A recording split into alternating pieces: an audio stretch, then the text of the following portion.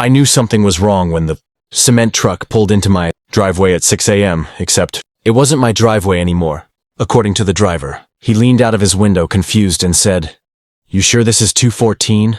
I frowned. It's been 214 for 10 years. He pointed at the new, shiny numbers screwed to my mailbox, 216.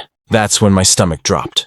Someone had changed my house number overnight. The driver shrugged, said he had an order for 214, and before I could explain, he backed out and headed down 2 houses, straight to Patricia Hendriss's place. Patricia, the self-appointed queen of our HOA, stood outside in her robe, sipping coffee like she owned the block. When the truck pulled in, she waved him forward with the biggest smirk I'd ever seen. I followed the truck on foot, demanding to know what was going on, but Patricia intercepted me like she'd been waiting for this moment. "Oh, good morning, Mark," she said, her tone honeyed with fake sweetness. "Looks like you've had a little mix-up. We just updated the neighborhood's numbering system for consistency." "Without telling anyone?" I snapped. She laughed. "Oh, it's all in the next HOA bulletin. You'll get it next week." Next week? By then, half the deliveries in town would have shown up at her door. The cement truck driver handed her a clipboard, and she signed for it like it was hers. My concrete, paid for in full, was now being poured into her driveway. I tried to stop them, but Patricia just said, "Step back or I'll call security." Security? We didn't have security. By the time I got my receipt and called the company, they told me it was too late. The order was delivered and signed for. Stood there watching my project, budget harden on her property. She smiled at me the whole time. That's when I realized this wasn't just a prank. Patricia had actually changed my house number, ripped off the metal digits and replaced them to reroute my deliveries. All for what? To humiliate me? To make herself look more coordinated in the HOA records. When the next Amazon truck showed up, she intercepted that too. My packages, my mail, everything started going to her address. But I wasn't going to let her steal my identity, my property, or my sanity. I started planning my next move, and Patricia had no idea how far I was willing to go to set things right. By the next morning, Patricia's smug little stunt had already spread through the neighborhood. Everyone knew she'd reorganized our street numbers. And somehow people thought it was official. Even the mail carrier stopped at her house with my letters. When I waved him down, he looked apologetic but firm. "Sir, your house says 216 now. I gotta go by what's posted." Patricia watched from her porch, pretending to prune her roses, that smirk never leaving her face. I decided to gather proof. I checked my old photos, insurance documents, and property tax records. All listed my correct number, 214. Then I found something better. The HOA charter. The one Patricia herself claimed to follow religiously. It clearly stated that any changes to property identifiers required homeowner approval and municipal notification. She hadn't done either. But when I showed her the document, she brushed it off. "Mark, you're overreacting. The city will update records soon enough. We're just aligning the street to look more uniform. It's aesthetics." Aesthetics? My packages were being stolen by aesthetics. The final straw came when a moving company showed up with a delivery for the new patio. Furniture at 214, my patio furniture. The guys unloaded every piece onto Patricia's porch while she cheerfully directed them. When I confronted her, she said, "You should double-check your orders next time. Seems like you're quite forgetful." I could feel my blood boiling. She was gaslighting me in broad daylight. That night, I went out with a flashlight. My plan was simple, record proof. I filmed the tampered mailbox, the uneven screw holes where she'd switched the numbers, and even her yard, where my original digits lay tossed near her trash bins. The next morning, I went straight to the HOA meeting. Patricia, of course, was presiding like she owned the place. But when I played the video on my phone, the room went quiet. Even her little entourage looked uncomfortable. Patricia tried to regain control. "This is a misunderstanding," she said. "The numbering change was for neighborhood cohesion."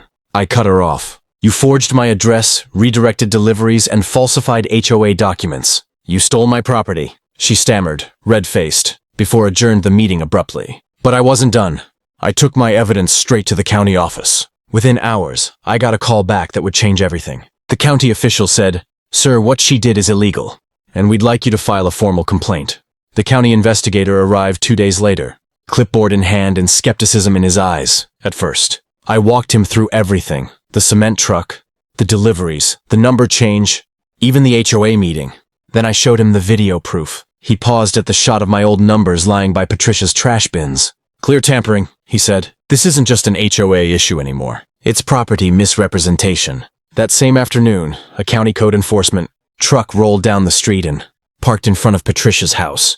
The neighbors peeked through curtains like it was Christmas morning. Patricia stormed out, trying to sweet-talk the inspector, but he wasn't buying it.